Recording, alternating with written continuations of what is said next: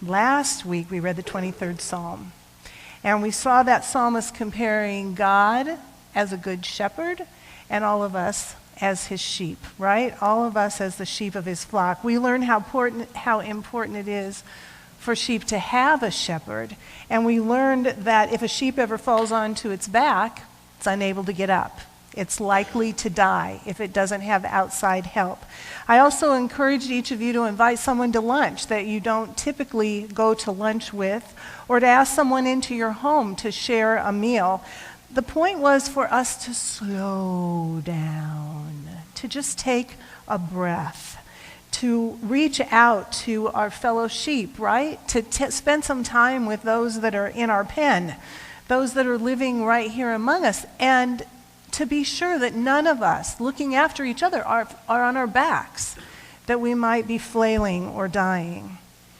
Well, this week we see Jesus as the guest of Mary and Martha, members of the flock gathering together. The three of them gathered together and seemingly were given a lesson on hospitality. Both women show hospitality by welcoming Jesus into their home, but Martha leaves the conversation and goes about her tasks, goes about the tasks that are at hand. After all, these are things that must happen when you have a guest in your home, right? These things must happen. Now, we don't know if Jesus is staying overnight that night, but when guests arrive, there are many things to do. There are meals to make and tables to set and dishes to clean and sheets to change and toilets to clean. Am I right or am I wrong? It's true. We have to do them. And as Martha apparently tends to these necessary tasks, her sister Mary takes a seat at the feet of their guest, at the feet of Jesus, and enters into conversation with him. And that's when the fur begins to fly.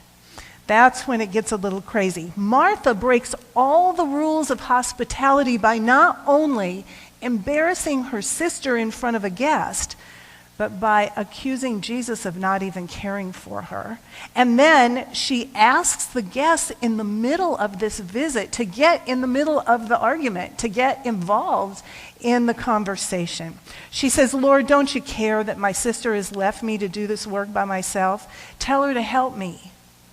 And Jesus' response to that question is very familiar to all of us. So would you read this response with me, how Jesus responds?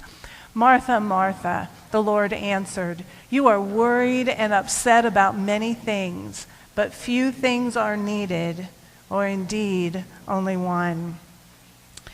Now, for those of us that are task-oriented people, how about any of you? These are difficult words to hear. After all, if the tasks don't get done, how are we going to eat? Who's going to clean up the dishes? Who's going to make the beds? Who's going to do all those things? Who's going to fold the laundry? And can we not all identify with the frustration that comes when there's so much work to be done and we feel like we're the ones left with it, right? When everybody else goes and sits and has coffee and conversation and we're left in the kitchen doing the work. But for us to really understand the true value of what was happening there, it is so important for us to take a look back at the customs and the social order of first century Judaism. We've got to put ourselves there. What was occurring was somewhat shocking, but not shocking because Jesus was correcting Martha and her behavior. What's really amazing about this scene is Jesus was praising Mary.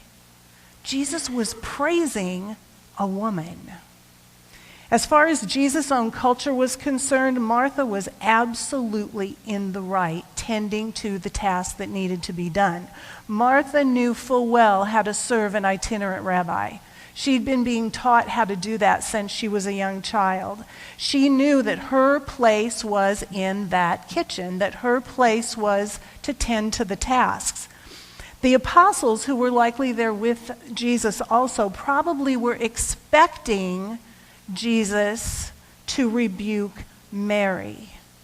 Because for the social customs of the day, it was Mary that was breaking the rules. It was Mary who was going out of bounds. Did you know that it was the custom for a Jewish man of that day to pray every morning, thanking God that he wasn't born a slave, thanking God that he wasn't born a Gentile, and thanking God that he wasn't born a woman? Those were his prayers. A common saying at the time was that it was better for the Torah to be burned than to be put in the hands of a woman. So for Mary to sit at Jesus' feet, just like any male student of a rabbi would do, it was scandalous. It was unheard of. For Jesus to commend Mary, a woman, was just unbelievable. And for Jesus to speak to Martha in the way he did, while we see it as somewhat of a reprimand, it really was a correction that was a beckoning invitation. Martha, Martha, come hang out with me.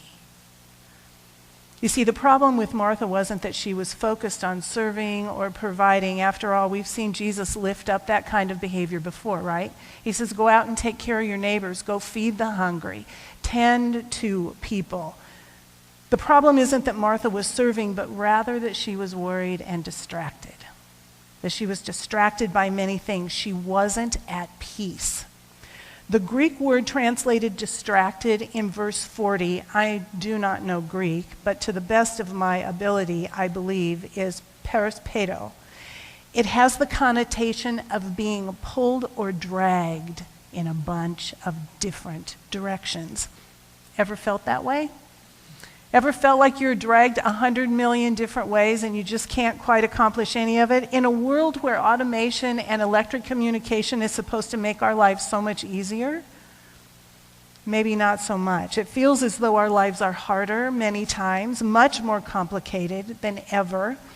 With hectic schedules and the relentless pursuit of tasks, right? Of accomplishing, of productivity, we all measure our worth by how much we accomplish. We measure our worth by how much we get done. And we do it with the noblest of intentions, right? We're trying to provide for ourselves and our families. We're trying to help other people. We're trying to take care of people. We're trying to be good citizens. We measure our worth by the check marks on our to-do lists, by how much our spouse and our kids accomplish, and how well we are meeting the expectations of the world. We begin to act as though all of a sudden there aren't enough hours in the day. But there's always been the same hours in a day, right? A study from James Cook University out of Singapore recently found that using our electronic devices, our smartphones and our computers, literally makes us feel as though life is going by faster than it actually is. It affects our perception and makes us feel that life is going by faster. Now, combine that with the blurred boundaries between work and non-work times, right? You're checking your Facebook at work, you're checking your work emails at home, right? So many people do that. It seems as though we're never fully at home and we're never fully at work and we're never fully in worship and we're never fully with our family and we're never fully any one place.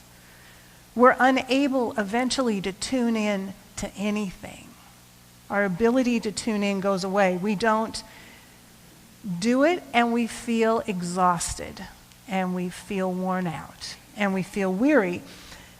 It's what time management author Tony Crabb calls the infinite world syndrome. I love this. It really spoke to me. He said that there are no longer set hours for anything, just like we've been talking about, that it all blends together. And he says the infinite amount of leisure options coupled with the infinite amount of learning opportunities makes us feel more and more pressure to experience things. We think we have to continually be experiencing something and doing something.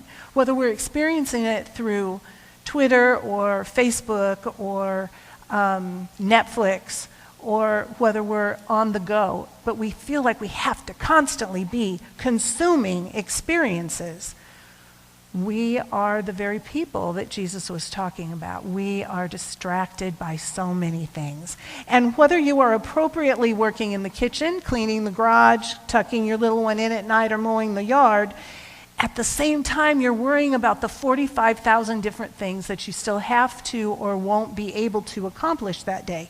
And the story reminds us, you are worried about many things, but few things are needed. Really only one. If we stubbornly refuse to get in the timeout chair, if we just are like, no, I don't have time. if we refuse to sit down and tune in to the one that created us, if we don't take time to listen to God's still small voice, what's to become of us? If we don't do that every single day, we're likely to end up troubled and anxious and worried all the time, unable to get rid of it in our life until we think it's normal. We begin to feel as though life is too complicated, that we'll never get it done, that there's never any way to get anything accomplished. We lose hope, we get moody and hateful, and soon we're raising our voice to our families, and then we're raising our voice to God and going, why don't you do something? Don't you see what's going on here? Can't you see that I'm suffering? Aren't you going to do something about this, Jesus? But Jesus said in Luke 12:25, he answered that very question. Can any of you, by worrying, add a single hour to your life? Can any of you add time to the span of your life?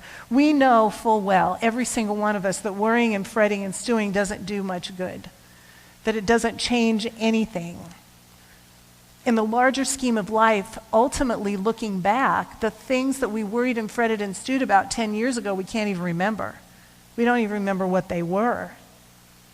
I noticed this whole syndrome in myself this last week as I sat in a restaurant waiting for a friend to arrive, and I had gotten there about 15 minutes early. I couldn't just sit there quietly and wait. I couldn't do it no matter how hard I tried. I kept taking out my phone and I'd put it away and go, no. And I'd take out my phone and I'd put it back away. It was hard for me to just sit and be quiet. Pray for those around me, to listen for God's voice, to just be present. I was worried about everything and pulled in a million directions. So how do you keep the one thing the one thing? How do we actually do it? How do you keep that distraction, that perispedo, from overtaking your life? I think you do what Sydney did. You make a choice, you make a decision, you give the Holy Spirit of God the opportunity to minister to your soul, even if it's for 2 minutes, even if it's just for 2 minutes. You do what Mary did. You sit at the feet of Jesus, even if it seems like it's not the right thing to do, even if it's not socially acceptable, even if it's not cool. You yank out 5 or 10 or 15 minutes of your allotted 24 hours and you give it back to God. You give your time, you tithe your time to God by doing absolutely nothing else but tuning into Him and giving Him an opportunity to access your spirit. And once you do it, you will most likely see or hear or sense or feel some assurance. But you have to do it. Many of you from this congregation know Ed Begley. And Ed has been in nursing care now for some time. He's in hospice care now. I spent some time with him yesterday. He has days left to live. I promise you that Ed is not saying, man, I wish I would have spent more time washing the car. Wish I would have spent more time, cleaning out the garage and going out with my friends. And I promise you that's not what he's saying as he looks at these last days of his life. So go and take a time out in the timeout chair.